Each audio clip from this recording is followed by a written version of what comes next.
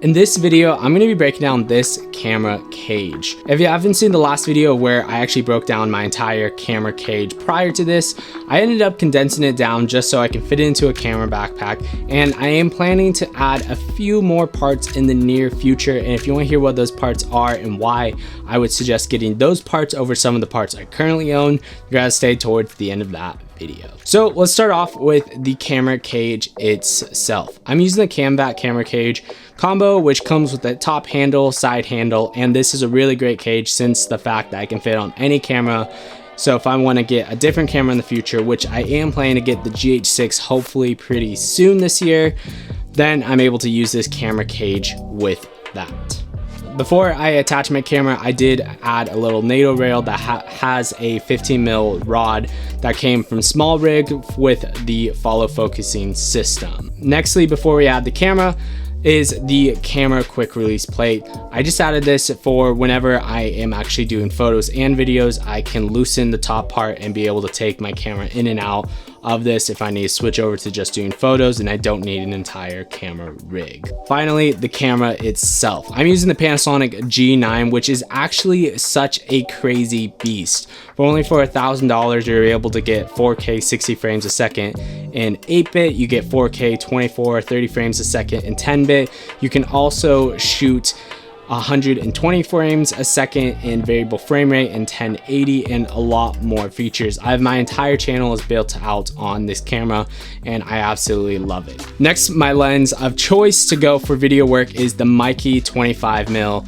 Micro Four Thirds cinema lens. This is an amazing lens. It's a full metal quality build. It's high quality and it's only pretty cheap for a cinema lens, about $400, and this is my go-to lens when I'm filming anything besides YouTube videos. With that manual lens, I am actually using the Small Rig follow focusing system. That is where that 15mm rod comes into play. Attach that onto the camera and you get a pretty awesome little follow focusing system on it.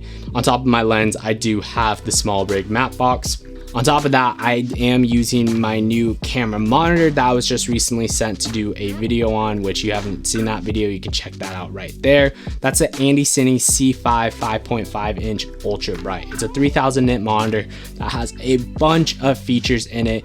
So a couple things that I am planning to change, and I'll probably do a full another video about an updated camera rig when these products come in by the end of this year. The first thing is the top handle. Even though the CamVac camera rig cage system is awesome, the camera handle is kind of annoying on the top. The top handle, to take that off and throw it in my camera rig, I'm always gonna need an Allen wrench on me, and I do have the Small Rig tool, which is super helpful, but that's still just kind of annoying. So I'm planning to get a NATO handle, probably from Small Rig again, that can just quickly attach and detach. I probably will also change the camera cage itself. Again, I love this camera cage, but if I want to make a smaller and smaller footprint on my camera cage while still looking professional and going on set and people like, yeah, he knows what he's doing, then I probably will end up changing this as well. So if you made it to this point of the video, why not comment and make other people confused by saying pineapple car? If you say pineapple car, that means I know you made it to this point and you're the real OG. And if you want to check out my last camera cage breakdown with other different parts and more of a rail system, you can check out that video right here and see me break down this camera cage instead. Anyways guys, until next week, peace.